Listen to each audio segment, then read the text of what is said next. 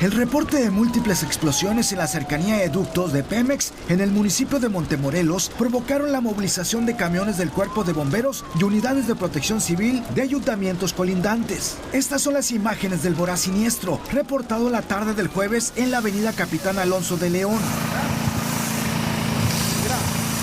El primer informe de Protección Civil del Estado indicó una fumarola considerable por el incendio en un ducto sin personas lesionadas. De acuerdo con información proporcionada por Héctor Parada, titular de Protección Civil de Montemorelos, el incendio fue provocado por un derrame de petróleo crudo. Ahorita ya con personal de Pemex, de seguridad de ellos, fue un derrame que había y que fue lo que se incendió por ahí y es el incendio que nos reportan. Yo creo que hubo una reacción muy rápida donde se trabajó en conjunto y ahorita pues podemos decir que está totalmente controlado. El equipo de bomberos actuó de manera rápida para combatir las intensas llamaradas, cuyas columnas de humo negro se propagaron rápidamente por el aire. El incendio quedó bajo control sin riesgo para la población civil. Según información de Protección Civil del Estado, personal de Pemex les informó que se descartó la presencia de tomas clandestinas. Ernesto Ochoa, Fuerza Informativa Azteca.